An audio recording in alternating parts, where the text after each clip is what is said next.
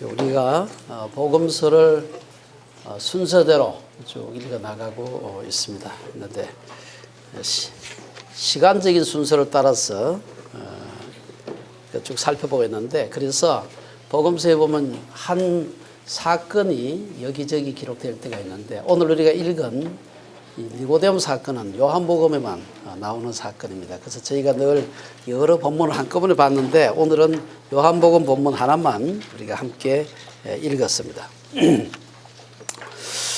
여러분들이 1954년에 노벨 문학상을 탄 사람이 해밍웨이라는 분입니다. 아마 다 이름을 들어서 아실 텐데, 우리가 흔히 미국의 작가이면서 세계적인 문호다, 그 노벨 문학상을 탔습니다.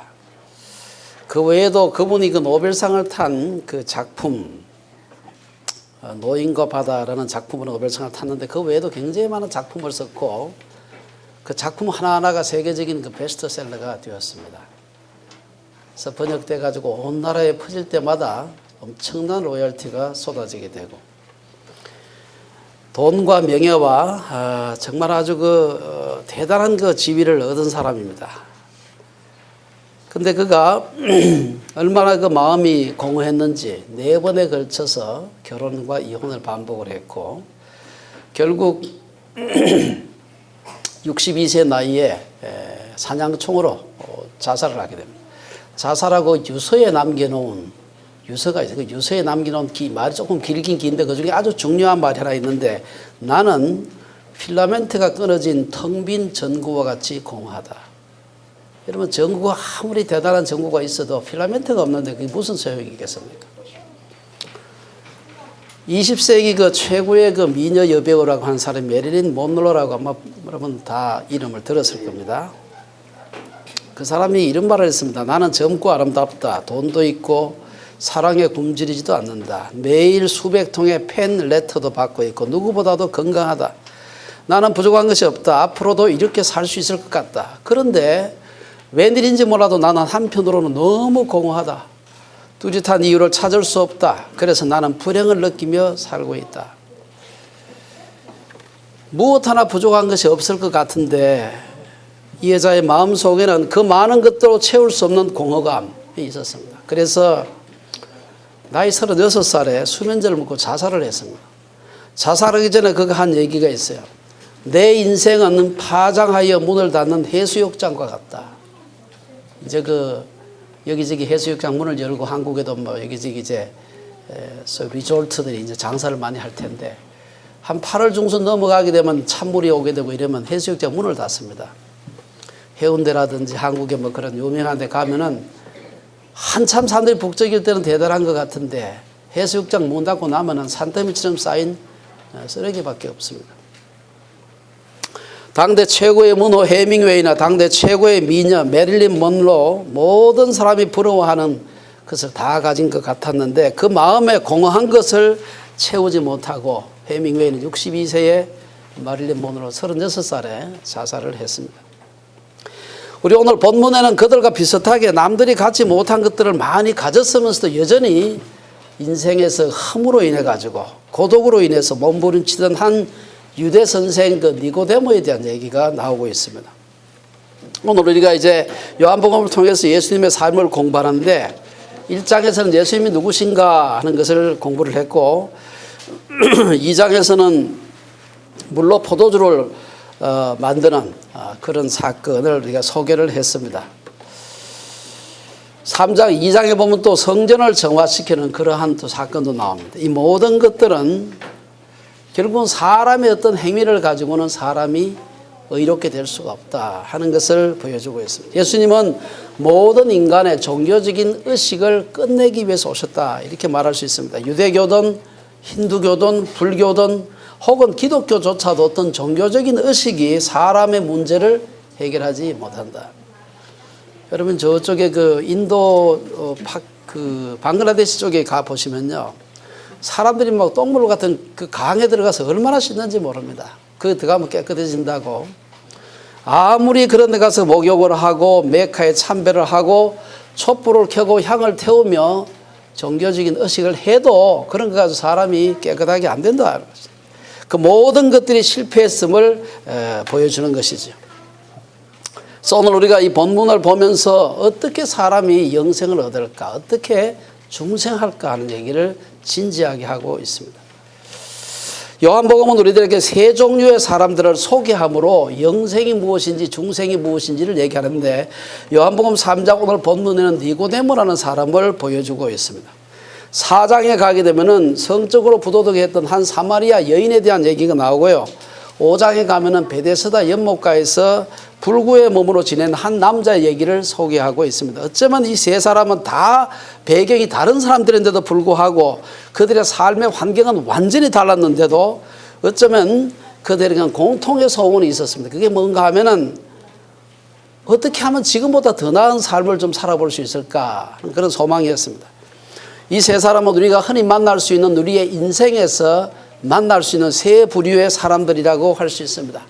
아주 종교적인 사람, 또 한 사람은 세속적인 사람이죠. 사마리아 여인 같은 사람은 또 고통 가운데 있는 사람, 베데스다의 연못가에 있었던 38년의 병자입니다. 오늘 이 중에서 우리가 가장 종교적인 사람이었던 니고데모에 대한 얘기를 통해서 도대체 영생이라는 게 무엇이고 중생이 무엇인가 하는 얘기를 좀 살펴봤으면 좋겠습니다. 우선에 1절, 2절에 보면은 니고데모가 어떤 사람인가 하는 얘기가 나오고 있습니다. 우선 1절에서 쭉 보게 되면은 니고데모는 유대의 관원이었다, 지도자였다, 이렇게 얘기하고 있습니다. 그는 사내들인 공회의 공회원이었습니다. 여러분, 사내들인 공회 같으면 우리나라 같으면 막 국회의원 비슷한 그런 지위의 사람인데 다른 면이 있습니다. 일단은 우리나라는 국회 법에 따라 가지고 국회의원 숫자를 뭐 늘릴 수도 있고 하는데 일단 딱 70명으로 고정되어 있다는 것하고 한 번 되면 죽을 때까지 간다는 종신직입니다. 그리고 이게 나라의 여러 가지 정치만 관장하는 게 아니라 종교적인 문제까지도 다 관장을 하고 있어요. 굉장히 힘이 있는 그런 자리죠. 게다가 그는 율법을 철저하게 지키는 바리새인이었습니다. 당시 한 6천 명밖에 안 되는 유대의 아주 종교적인 엘리트였다, 이렇게 볼 수가 있습니다. 또한 그는 이스라엘 선생으로서 늘 그 배우려는 마음을 가지고 있었고 많이 알고 있었습니다. 그리고 존경해서 많은 백성들로부터 존경을 받았죠.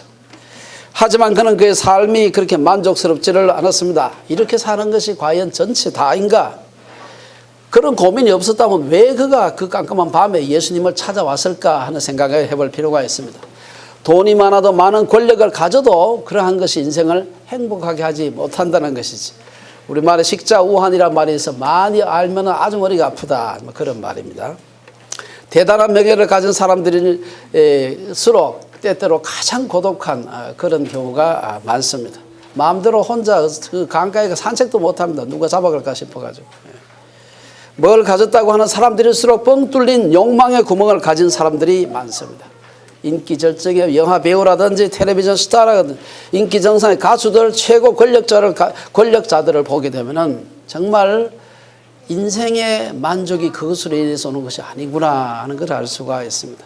오늘 그 예수님의 삶은 어땠습니까? 니고데모가 보기에 예수님은 아무것도 가진 게 없어, 집도 없었고 절도 없었습니다. 그렇지만 그분의 삶을 보게 되면은 저러한 삶은 하나님이 함께 하시지 않으면 저런 일은 있을 수가 없구나. 오늘 본문에 나오는 얘기입니다. 그걸 보고서 내가 저분 찾아가게 되면 무언가 내 인생의 어떤 고독과 허무 공허함을 메울 수 있지 않을까 하는 생각을 하면서 그분을 찾아갔습니다. 그래서 그는 예수님을 존경하는 마음으로 랍비라고 부릅니다. 랍비는 그 이스라엘의 선생입니다. 그리고 정확하지는 않지만 잘 모르지만 아마 이 당시에 니고데모 나이가 아마 60대 정도 안 됐겠나 그 생각을 하고 예수님은 30대 초반이었습니다. 우리나라만 장유 유서가 심한 게 아니라 이스라엘 사람들은 더한 사람들이에요. 나이 50, 60대 어른이, 그것도 이스라엘의 존경받는 지도자가 30대 초반에 새파란 젊은 사람을 찾아간다는 것은 가서 랍비라고 부른다는 것은 특별한 의미가 있는 것입니다. 게다가 또 예수님은 그 갈릴리 사람인데 요 앞에 보면은 나다나엘이 예수님이 메시아라고 누가 소개를 하니까 야, 갈릴리에서 무슨 선한 것이 나겠는데 이게 나다나엘의 생각만이 아니에요. 일반적으로 유대 지방에 살던 사람들이 저 북쪽에 갈릴리에 사는 사람들 보고서 뭐 거기서 무슨 선한 것이 나겠느냐. 무슨 문경에서 선한 것이 나겠는데 이렇게 생각 똑같아요. 예. 문경에서 선한 사람 납니다. 예. 어쨌든 간에 이런 사람을 그 유명한 니고데모가 찾아갔다. 니고데모에 대한 얘기는 뒤에 그 요한복음 몇 차례 더 나오는데 보면 굉장히 사람 힘이 있는 사람입니다. 언뜻 나오는데도 아 이분이 굉장히 힘이 있고 재력도 있고 아주 유명하고 존경받고 이게 뒤에 언뜻 나옵니다. 니고데모가 예수님을 밤에 찾아온 데 대해서는 두 가지 이론이 있습니다. 하나는 그 당시에 너무 그 중동 지방에 덥고 하니까 낮에 그 떼학볕 받아가면서 그 찾아가는 것보다는 밤에 서늘할 때 가서 진지한 얘기할 때는 밤에 간다. 뭐 그런 얘기도 있고요. 또 하나는 깜깜한 데가 요즘 전기불도 없으니까 CCTV도 없고 하니까 사람들이 예수님 찾아가다는 자체가 유대 선생으로서 자기에게 조금 위험스러운 그런 일. 그래서 아마 몰래 간다고 밤에 가지 않았겠나 이렇게 보는 두 가지가 있는데 어쨌든 간에 예수님을 밤에 찾아왔는 그 사건은 사실은 그렇게 떳떳한 그렇게 기분 좋은 그런 일은 아닌 것이 분명한 것입니다. 비슷한 사람들이 오늘날에도 있습니다. 여러분들이 그 유명한 그 C.S. 루이스라고 하는 영국의 캠브리지 대학 교수로 하는 분이 있는데 이분이 예수님께 나오던 것을 거부하던 사람이었습니다. 그가 쓴 책에 보면은 내가 예수를 믿는다고 고백을 하게 되면 내 그 대학의 교수들 동료들이 나를 어떻게 볼까 이 생각 때문에 끝까지 그 고백을 못하게 됩니다. 나중에 이제 예수님 앞에 나오긴 합니다만은 니고데모는 율법을 가르치는 선생이었지만 자신의 삶이 바른가에 대한 진단을 받기를 원했습니다. 사람이 몸이 아프면 병원에 가서 의사의 진단을 받아야 하는 것처럼 사람이 의사한테 가야 돼요. 자기 혼자 자기를 진단하다가 오진해가지고 아주 병을 키우는 경우가 많이 있습니다. 인간의 문제는 궁극적으로 하나님의 진단이 필요한 것입니다. 니고데모는 예수님이 바로 하나님으로부터 오신 분이기 때문에 그분에게 가야 내 마음의 진단을 바르게 받을 수 있겠구나. 많은 사람들은 스스로 진단합니다. 자가 진단할 때 가장 중요한 기준은 다른 사람들입니다. 다른 사람은 어떨까? 근데 가만히 생각해 보니까 자기는 다른 사람하고 비교해서는 별로 나쁜 데가 없는 사람이에요. 그래서 그가 뭔가 그럼에도 불구하고 자기 마음속에 있는 이 뻥 뚫린 마음을 해결해 줄 수 있는 분은 예수님밖에 없구나. 그래서 그분을 찾아간 것입니다. 이제 그런 그에게 예수님이 어떤 진단을 내리셨는가? 오늘 3절 4절에 보면은 예수님께서 이 니고데모에게 거듭남에 대한 얘기를 아주 직설적으로 하는 걸 볼 수가 있습니다. 예수님은 니고데모의 종교나 지식, 정치적 입지, 신학 학위 이런 것은 아무 문제가 없다. 그거는 또 아무 소용도 없고 문제가 없다. 이렇게 말씀하시고요. 단도직입적으로 그는 니고데모에게 거듭나야 한다. 다시 말해서 중생해야 된다. 그렇게 말하고 그렇지 않으면은 천국에 들어갈 수 없다. 니고데모는 자신은 당연히 천국에 들어가는 것은 당연하다고 생각했습니다. 천국의 자리는 우리말로 하면 따로운 당상이다 생각을 했습니다. 그런 그에게 예수님은 그렇지 않다라고 잘라서 얘기를 하고 있습니다. 거듭난다 혹은 중생한다 이 말은 원래 뜻 자체는 위에서부터 난다 그런 뜻입니다. 우리말하고는 약간 다릅니다만 성경은 중생한다는 말과 동일한 의미의 말을 몇 차례 사용을 하고 있는데요. 제가 한두 가지 좀 예를 들어보면 새로운 천성을 얻는 것이다. 성령이 주시는 새로운 천성을 얻는 것이다. 어떤 데 보면 성령 세례라고 얘기를 하기도 하고요. 중생하기 이전의 모습을 두고 디도서 3장에 보면 이렇게 얘기합니다. 우리도 전에는 어리석은 자요 순종치 아니한 자요 속은 자요 각색 정력과 행락에 종노릇한 자요 악독과 투기로 지낸 자요 가정스러운 자요 피차 미워한 자였으나 이게 거듭나지 못한 사람의 모습인데 거듭난 사람은 그렇지 않고 달라져야 된다 이 말입니다. 이러한 거듭나지 못한 옛 사람의 성품을 가진 우리들에게 하나님은 성령을 풍성히 부어주심으로 중생의 시선과 성령의 새롭게 하심으로 우리를 구원하셨다. 이어서 디도서 3장 4절에서 6절에 보면 그 얘기를 하고 있습니다. 우리의 성품이 바뀌는 것이죠. 남하고 실컷 싸워놓고 나는 원래 성질이 더러워서 그렇다. 이런 사람. 나는 성질이 원래 불같아. 나는 성질이 좀 급해서. 그럼 그 성질 고쳐야 되죠. 그러면. 예. 원래 성질이 어떻다고 자랑하는 사람이 있으면 내가 정말 거듭났는지 심각하게 생각해 봐야 됩니다. 거듭나게 되면 성질 바꾼다. 사도 바울은 그리스도 예수의 사람들은 육체와 함께 그 정욕과 탐심을 십자가에 못 박았다. 비록 이제는 더러운 성질을 갖고 있더라도 거듭나게 되면은 그 더러운 성질을 버려야 되는 것입니다. 아니면 버리려고 노력이라도 해야 되는 것입니다. 당장 버리지 못하면 버리기 위해 노력해야 됩니다. 두 번째, 거듭난 사람은 산 소망을 갖는다. 베드로전서 1장 3절에 보면은 찬송하리로다 우리 주 예수 그리스도의 아버지 하나님이 그 많으신 긍휼대로 예수 그리스도의 죽은 자 가운데서 부활하심으로 말미암아 우리를 거듭나게 하사 산 소망이 있게 했다. 이 소망은 세상의 지위나 재산, 건강으로 인한 소망이 아니라 죽은 자들 가운데서 부활하신 예수 그리스도께서 주시는 그러한 소망이라는 것입니다. 세 번째, 악으로부터 보호받는다 그랬습니다. 요한일서 5장 18절에 보면 하나님께로 난 자마다 범죄치 아니하는 줄을 우리가 아노라. 하나님께로서 나신 자가 저를 지키심에 악한 자가 저를 만지지도 못한다. 우리가 중생할 때, 우리가 위에서부터 거듭날 때 죄를 이길 수 있고 사탄을 대적할 수 있는 힘을 가질 수 있다는 것입니다. 그렇다면 어떻게 중생할 수 있을까 하는 얘기가 5절에서 7절에 나오고 있습니다. 청교도들이 하는 얘기 중에서 중생에 대해서 말할 때 이런 얘기를 합니다. 한 번 태어난 사람은 두 번 죽고 두 번 태어난 사람은 한 번 죽는다. 그래서 부모님으로부터 한 번만 태어난 사람은 몸도 죽고 다음에 영혼도 죽고, 부모님부터 한 번 태어나고 난 뒤에 또 한 번 거듭난 사람은 몸만 죽는다. 뭐 그런 뜻입니다. 오늘 여기서 보면은 중생하기 위해서는 두 번째 우리가 거듭 태어나기 위해서는 물과 성령으로 거듭나야 한다. 이 물은 세례, 회개를 의미하는 것입니다. 예수를 믿는 것은 회개에서 출발하는 것입니다. 비록 후에 우리가 죄를 짓고 또 넘어질지라도 적어도 우리가 이제 죄를 짓지 말아야 되자고 결단을 해야 되는 것입니다. 의지적 결단이 중요합니다. 성령으로 거듭나는 것은 성령께서 우리의 속 사람을 새롭게 하는 것을 의미하는 것입니다. 저는 사람의 속마음을 바꾸는 것은 하나님이 아니면 불가능하다. 그런 생각을 늘 해봅니다. 기적이죠. 사람이 얼마나 변하기 어려운가. 다른 사람 볼 것 없이 나 자신을 보면 제일 잘합니다. 어떻게 이렇게 안 변할 수 있을까. 그런 생각하지 않습니다. 거듭나는 것은 하나님께서 위로부터 우리의 삶 속에 새로운 생명을 불어넣어 줘야 되는 것입니다. 거듭나야 하는 대상에는 우리의 존재, 우리의 지성, 감정, 의지 모든 게 다 포함되는 것입니다. 영으로 난 것은 영이고 육으로 난 것은 육일 뿐이라는 것입니다. 진화론자들의 주장은 개가 소가 되고 소가 돼지가 되고 한다 그러지만 절대로 그렇지 않다. 말은 말이고 소는 소고 그렇습니다. 히틀러든 테레사든 순으든 누구든지 거듭나지 않으면 천국에 들어갈 수 없는 것입니다. 우리는 흔히 살인 강도나 도둑놈이나 가늠하는 사람이나 거짓말하는 사람들, 부도덕한 사람들이 용서받으려면 하나님의 은혜가 있어야 된다. 그런데 그런 사람들뿐 아니라 우리 모두가 다 그런 존재라고 성경은 얘기를 하고 있습니다.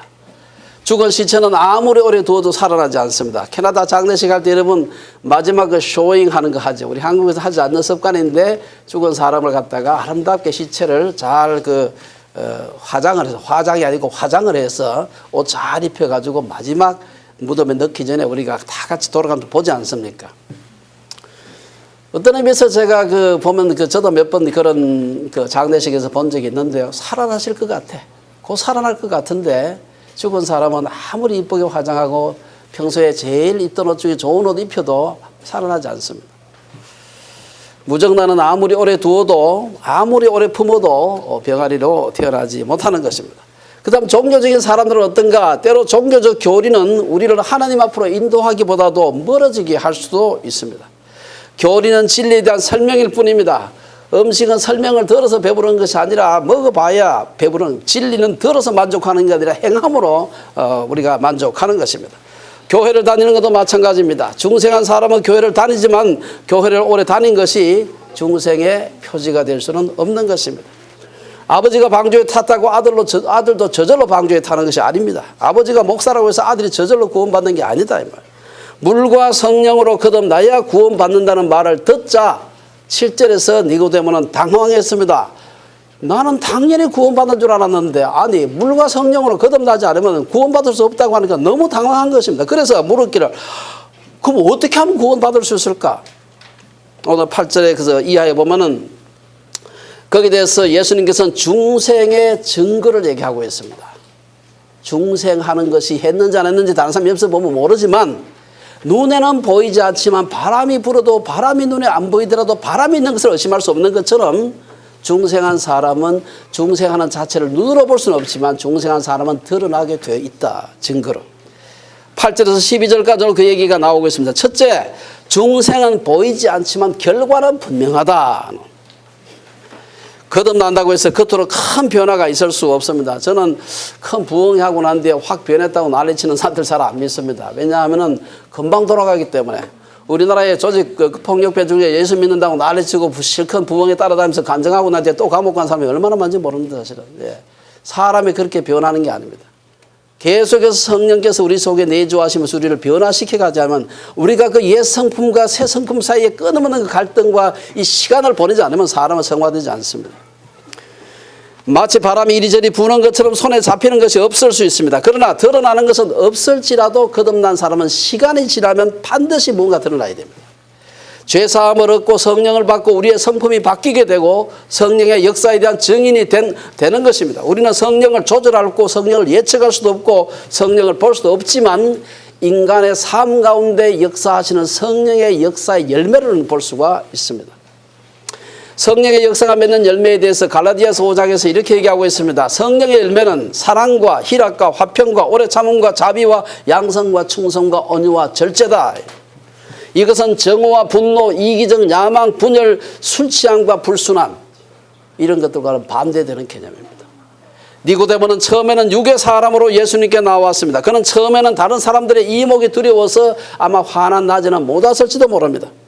하지만 예수님은 그에게 중생에 대한 도전을 하셨습니다. 그는 중생의 경험을 한 후에 삶이 변화되는 것을 볼 수가 있습니다. 성경은 자세하게 기록하고 있지는 않지만 여기저기 니고데모의 변한 모습을 소개하고 있습니다. 후에 요한복음 7장 50절 그 이하에 보면은 그 중에 한 사람 곧 전에 예수께 왔던 니고데모가 저희에게 말하되 우리 율법은 사람의 말을 듣고 그 행한 것을 알기 전에 판결하느냐? 저희가 가로되 너도 갈릴리에서 왔느냐? 상고하여 보라. 갈릴리에서는 선지자가 나지 못하느니라. 지금 서로 논쟁을 하고 있는 상대가 누굽니까? 함께 사실은 그 의정 활동을 하던 산헤드린 공회 사람들이요 종교 지도자들입니다. 늘 어깨를 맞대고 비비면서 같이 일하던 사람들인데 그들에 대해서 정면으로 예수님에 대한 변호를 하는 걸 볼 수가 있습니다. 후에 요한복음 19장 38절 이하에 보면은 아리마대 사람 요셉이 예수의 제자나 유대인을 두려워하여 은휘하더니 이 이르에 빌라도 들어 예수의 시체를 가져가기를 구하매 빌라도가 허락하는지라 이에 가서 예수의 시체를 가져가니라. 일찍 예수께 밤에 나왔던 니고데모도 모략과 침향 섞은 것을 100건쯤 가지고 온지라. 이에 예수의 시체를 가져다가 유대인의 장례법대로 그 향품과 함께 세마포로 쌌다. 이게 예수님 죽고 난 뒤에 그 시체에 대한 얘기입니다. 이걸 보게 되면은 이거 외에는 더 이상 니고데모에 대한 얘기 나오지 않습니다. 오늘 그 요한복음 3장과 오늘 나머지 뒤에 두 군데 외에는 나오지 않는데 사실은 그 행동 하나하나를 뜯어보게 되면은 니고데모가 대단하게 완전히 변한 것을 볼 수가 있습니다. 유대인 지도자들의 시기를 받아 십자가에 죽은 예수님의 시신을 싸서 무덤에 두었던 이가 바로 니고데모였습니다. 자신의 모든 기득권을 잃어버릴 수도 있는 행동이었지만 그는 숨어있지 않고 담대하게 사람들 앞에 나와서 예수의 시신을 수습했습니다. 요한은 니고데모가 모략과 침향 섞은 것을 100건쯤 가지고 왔다. 이게 정확하게 잘 모르지만 오늘날 따지면 아무리 적어도 이 몇만 불, 몇십만 불 되는 굉장히 많은 돈입니다. 이처럼 내 생각, 내 가치관이 바뀌는 것이 중생입니다. 옛 사람의 가치관은 자기 사랑, 돈 사랑이지만 중생한 사람의 가치관은 하나님과 이웃 사랑입니다. 돈 없이는 못한다고 생각하던 사람이 이제는 하나님 없이는 못 산다는 가치관으로 바뀌는 것입니다. 자기와 자기 가족만을 생각하던 가치관이 바뀌어서 하나님과 이웃을 생각하는 마음으로 바뀌고 세상에 대한 욕심이 줄어들게 됩니다. 욕심이라는 것은 불가에서 말하는 고행으로 없어지는 것이 아닙니다. 욕심이라는 찰그머리는 그렇게 호락호락 우리 몸에서 떨어지는 그런 존재가 아닙니다. 아무리 마음을 비우려고 노력해도 타락한 인간의 마음은 절대로 완전히 비워지지 않습니다. 우리의 마음의 욕심을 없앨 수 있는 유일한 방법은 그 욕심 대신에 다른 거룩한 욕심으로 대체하지 않으면 그건 절대로 없어지지가 않습니다. 그리고 욕심이 없어지면 남들과 나눔의 삶을 살 수 있게 됩니다. 이전에 그도 뭐 현대인인데 프라이버시가 중요하지 하면서 자기 집 문 꽂고 걸어다니는 사람은 성숙한 사람이 아닙니다. 아마 교양인의 태도는 될 수 있을지 모르지만 영적으로는 미숙한 사람입니다. 한때 우리나라에 마음을 비웠다고 주장하는 정치인들이 몇 사람 있었습니다. 여러분, 마음을 비웠다고 주장하는 사람은 다 거짓말쟁이라는 거 알아야 돼요. 왜냐? 정말 마음이 비운 사람은 아무 소리 안 하고 가만히 있지, 나 마음 비웠다고 동네방네 텔레비전 나와서 떠들지 않습니다. 그렇지 않습니까? 정말 마음이 비웠으면 말 안 하는 거죠. 나 마음 비웠다는 거, 마음을 하나도 안 비웠는데 비운 척 해야 되는 사람이 하는 얘기예요, 그거를. 그렇게 해서 정말로 국민들이 저 사람이 마음을 비웠구나 착각하게 만든 후에 더 큰 거 해먹으려고 하는 고도의 정치적인 실수입니다. 마음을 비웠다고 말하면 순진한 백성들이 믿습니다. 도둑질 안 할 거라고 생각해서 표를 주지만, 여러분, 마음을 비웠다는 정치인, 여러분, 뭐 사업가만 믿어서는 안 되는 게 아니고 목사 장로도 나 마음 비웠다면 절대로 믿으면 안 됩니다. 그 사람은 사기꾼입니다. 마음 비웠다고 동네방네 떨고 다니는 사람은 10중 8구 사기꾼이라고 생각하시면 됩니다. 정말 마음을 비운 사람은 아무 소리 안 합니다. 떠들고 돌아다니는 사실 자체가 더 큰 욕심을 채우기 위한 연기라는 사실이죠. 두 번째, 중생한 사람에 대해 가지고 말하기로 10절 12절에 보면은 세상 사람들은 중생한 것을 알 수가 없다는 것입니다. 오늘 현대에 와서 거듭남, 인간의 구원, 영생 이런 말을 제일 많이 퍼뜨린 사람이 우리 빌리그레암 목사님입니다. 저는 절 집회할 때 그걸 강조를 했습니다. 그리고 여러분, 빌리그레암 그 집회하고 난 뒤가 아시죠? 집회하고 난 뒤에 끝에 가면 노래도 똑같아요. 지금은 요새 어떻게 하는지 모르겠는데 전에 보면 늘 같은 얘기를 합니다. 큰 죄에 빠진 날 위해 그 노래 부르면서 그 예수 믿을 사람 나오라고 하는 그 초청하는 걸 우리가 많이 보았습니다. 어쨌든 예수님이 말씀하신 거듭남은 그런 초청에 응하는 것인데, 그 응하는 것이 전체가 아닙니다. 그 시작입니다. 절대로 이 거듭남은 일회적인 사건이 아닙니다. 결단을 하지만 그때부터 시작입니다.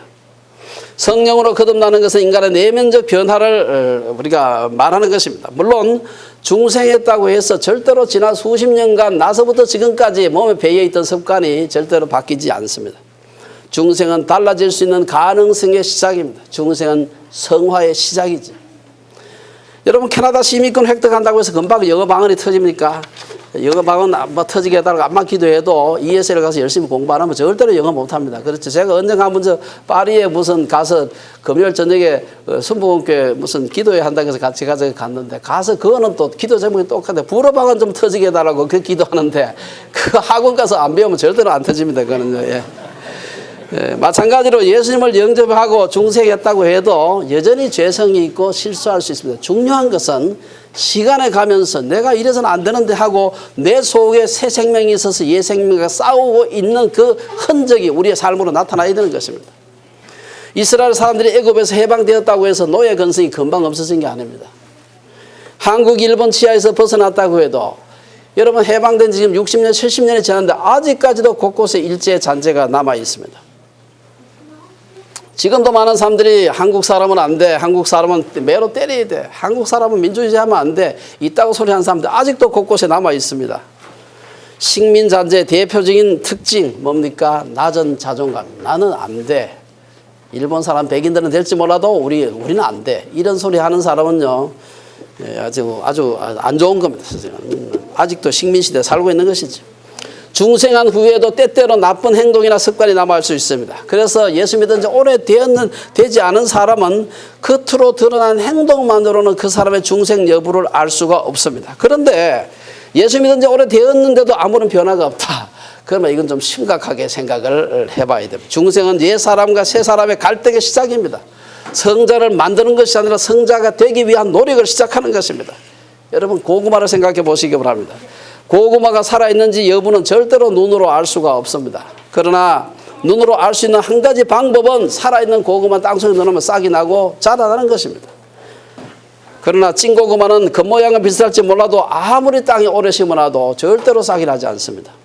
싹이 나지 않는 것으로 거치지 않고 돌이 어떻게 됩니까? 시간이 지나면 썩어버리게 됩니다. 예수를 믿지도 않으면서 믿는 척하는 사람은 불신자보다도 악할 수 있습니다. 생명이 있는 존재는 시간이 지나면 생명이 자라지만 생명이 없는 존재는 썩습니다. 발효가 아니라 부패가 일어나는 것이죠. 13절에서 15절까지 뭐라고 얘기합니까? 예수님만이 해답이다 라고 얘기를 하고 있습니다. 예수님은 니고데모와의 만남을 이 말씀으로 요약하셨습니다. 여기가 우리 요한복음 전체에서, 아니 복음서 전체에서 니고데모에 대해서 15절이나 말하는 데가 여기밖에 없습니다. 이제 마지막에 예수님께서 뭐라고 얘기합니까? 하늘에서 내려온 자 곧 인자 외에는 하늘에 올라온 자가 없느니라. 모세가 광야에서 뱀을 든 것 같이 인자도 들려야 하리니 이는 그를 믿는 자마다 영생을 얻게 하려 하심이니라. 예수님의 니고데모의 만남에서 요약하는 마지막 요약 말씀입니다. 이는 모세 시대와 흡사하다는 것입니다. 독사가 장막으로 기어들어와 사람들을 물고 죽였습니다. 그때 하나님은 장대 끝에 뱀을 만들어서 두라고 했습니다. 그러나 누구라도 그 뱀을 바라보는 자들은 기적적으로 치료를 받겠다고 했지만 그래도 안 본 사람이 있었어요. 그래도 예수님도 마찬가지입니다. 죄와 사탄에게 물려서 죽음에 이른 사람들은 나무 위에 달리신 예수님을 바라봄으로 구원을 얻을 수가 있게 되었습니다. 그런데도 불구하고 사람들은 고개 들어서 안 보는 것입니다. 우리의 죄 문제에 대한 답은 예수님 뿐입니다. 죄는 우리를 뱀처럼 우리를 뭅니다. 죄는 마치 말기암과 같습니다. 우리가 아무리 선해도 하나님 보시기에는 누더기 의밖에 되지 않는 것입니다. 이사야서에 나오는 말씀, 누더기에 불과하다. 우리가 가진 의 대단한 것 같지만 누더기야, 누더기. 우리가 아무리 선해도 하나님 보시기에는 누더기 의에 불과한 것입니다. 죄는 우리들을 무시무시한 곳으로 끌고 가는 것입니다. 그러므로 우리는 우리의 종교성이나 선생 등 예수님 이외의 어떤 것을 의지해서는 안 되는 것입니다. 예수님만이 하늘에서 내려왔다가 올라가신 분이기 때문에 그분을 믿는 자만이 영생을 얻는다는 것이 성경이 명확하게 얘기하고 있는 것입니다. 언젠가 영국에 유명한 탐험가가 있습니다. 여러분 제임스 쿡이라고 들어보셨어요? 쿡. 아마 조상 중에 누가 요리사가 있을 것 같아요. 이 제임스 쿡이라고 하는 유명한 그 탐험가가 있습니다. 이분이 전 세계 여행을 많이 하고, 요즘 전 세계 여행한 사람 많지만 그때는 그 전 세계 여행한 사람이 아주 드물었습니다. 그리고는 유명한 그 영국 지리학회 모임에 초빙을 받아갔어요. 원체 많은 데 돌아다녔다고 하니까 벽에 가니까 그 학회 그 유명한 그 학자들이 많이 모였는데 큰 벽에 그 당시 학자들이 생각하고 있었던 최상의 최신 지도가 걸려 있었습니다. 그게 가만히 보니까 오늘날 우리가 남태평양이라고 알고 있는데 바다를 그려놓지 않고 큰 육지를, 섬을 그려놨어요. 그래서 이 쿡 선장이 자기가 그 남태평양 다 항해를 해봤는데 그런 큰 섬은 존재하지 않는데 그 사람들한테 해보시오. 그런 섬은 거기 존재하지 않는다. 하니까 학자들이 비웃었습니다. 아, 여기 있는 이 학자들이 얼마나 대단한 사람들인데 온 세계에 제일 똑똑한 사람들인데 당신이 배 사람이 뭘 안다고 떠드느냐. 그랬더만 쿡 선장이 그분이 똑똑한지 안 똑똑한지 잘 모르겠는데 가보니까 없더라. 그래서 배 타고 가보니까 없더라. 사람들의 의견이 어떻든지 아무리 유구명한 학자가 말할지라도 우리는 구원에 관한 한 예수님의 말씀을 들어야 됩니다. 그분의 말씀을 들어야 되는 것입니다. 결론적으로 우리의 삶을 다시 한번 돌아보아야 되겠습니다. 우리 교회에서 직분이 무엇이든지 기도를 얼마나 청산유수처럼 유창하게 잘 하든지 관계없이, 교회 일이 얼마나 열심인지 관계없이 우리의 자신의 내면을 살펴보아야 됩니다. 자신이 교회를 다니고 있지만 10년 전이나 지금이나 아무런 삶의 변화가 없지는 않은가. 믿는다고 말을 하지만 여전히 사기치고 용서하지 못하고 여전히 바람 피우고 여전히 탈세하고 있지 않는지, 스스로 기독교인이라 생각하면서 나이가 들어가면서 더 완악해지고 더 돈만 밝히고 더 명예만 밝히고 더 노욕에 가득 차 있다면 그것은 거듭난 표식이라고 할 수가 없습니다. 세계적인 명성을 얻어도 그 명성이 고독을 메꾸어 줄 수 없습니다. 돈을 모으면 모을수록 지위가 높아지면 높아질수록 더욱더 외로워집니다. 하나님을 떠난 인간은 지혜와 명예와 돈과 쾌락을 다 가져도 허무하고 공허합니다. 해밍웨이 말처럼 필라멘트가 끊어진 전구 같고 문을 닫는 해수욕장 같은 것입니다. 이런 사람들은 깨진 항아리와 같고, 예레미야 선지자는 그런 사람을 갖다가 터진 웅덩이 같다. 이 성경 기자들이 표현도 잘해요. 터진 웅덩이 같다. 돈이 있어도 목마르고 권세가 있어도 목마르고 쾌락이 있어도 목마른 것입니다.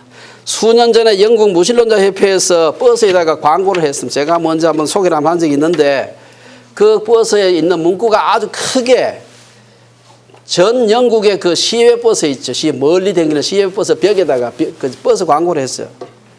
아마 하나님은 없을 것이다. 그러니 마음껏 즐겨라. 여러분 무슨 뭐 물건 사라 이런 광고를 하지 그런 걸 왜 그따가 그 비싼 몇십만 불씩 들고 왜 그따 광고를 합니까? 그러니 하나님이 없다고 하면 즐거움이 생길 수 있는가? 하나님이 없으니까 마음대로 즐기라 써놨는데 그럼 하나님 없으면 즐길 수 있는가? 이 문제를 생각해 봐야 돼요. 알코올이나 마약, 쾌락이 행복을 줄 수 있는가? 마치 바닷물로 갈증을 해소하려고 노력하는 것과 같습니다. 세상의 쾌락은 잠깐의 즐거움과 긴 고통과 허무가 따라올 뿐입니다. 인간은 동물이 아니기 때문에 동물적인 본능만을 만족해서는 인간이 만족할 수가 없는 것입니다. 그런 자들을 가리켜서 시편 기자는 어리석은 자는 그 마음에 이르기를 하나님이 없다 하도다. 그들은 부패하고 그 행실이 가정하니 선을 행하는 자가 없도다. 우리의 본체는 영인데 영이 죽어 있는데 하나님과 분리되어 있는데 어떻게 만족할 수 있는 것입니까? 어린아이가 산중에서 길을 잃고 있는데 아무리 좋은 장난감 가져다 준들 뭐합니까? 그 아이에게 1차적으로 필요한 것은 비싼 장난감 가져두는 게 아니라 부모님 만나게 해주는 것입니다. 아무리 좋은 음식을 먹은 뭐합니까? 행복할 수 없습니다. 하나님은 우리의 부모요 고향인 것입니다. 그분에게 돌아가는 것만이 우리에게 진정한 만족을 주는 것입니다. 그래서 어거스틴은 그의 고백록에서 고백록 첫 페이지에 나온 얘기입니다. 제가 주님 안에서 안식하기 전까지는 참된 평안이 없었나이다. 우리 속에 정말 하나님이 주시는 평강이 있는가? 우리 신약 성경에서 예수님께서 사람들을 부르시는 방법을 보면 사람마다 다 다릅니다. 똑같은 방법 부르잖아요. 부자 청년한테는 뭐라고 얘기합니까? 가서 내 소유를 다 팔아서 가난한 사람들이 죽고 난 뒤에 날 따라와라. 그 사람이 하나도 돈이 없어서 왜 그런 얘기를 하겠습니까? 성경 지식은 많았지만 행치 않는 율법사에게는 뭐라고 얘기했습니까? 내 마음을 다하고 목숨을 다하고 뜻을 다하여 주 너의 하나님을 사랑하라. 그리고 이어서 내 이웃을 내 자신과 같이 사랑하라. 오늘 본문에서 보는 것처럼 니고데모와 같은 사람에게는 거듭나야 한다. 다 가지고 있어. 종교적으로도 삶도 그분은 나쁜 사람이 아니에요. 그러나 그 마음 속에서 거듭나지 않으면 안 된다. 하지만 십자가에 함께 달렸던 한편 강도와 같은 사람에게는 그 사람 지금 죽어가고 있는데 뭐를 요구하겠습니까? 그냥 예수님께서 그 사람 보고는 오늘 네가 나와 함께 낙원에 있으리라. 뭐 더 할 필요도 없고 할 수도 없고. 사람마다 거듭나는 방법은 다 다르지만 공통의 증거가 있습니다. 우리 나이가 들어갈수록 점점 더 옛 사람 약해지고 새 사람이 점점 강해지고 있는가 살펴보아야 됩니다. 그리고 점점 주님께서 주시는 평강을 누리고 있는가?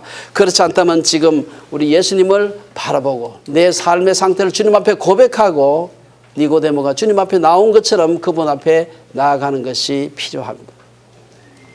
그리고 날마다 그분이 우리의 삶에서 주인이 되도록 노력해야 합니다. 이것이 우리를 위해서 아들을 내어주신 하나님 아버지의 마음입니다.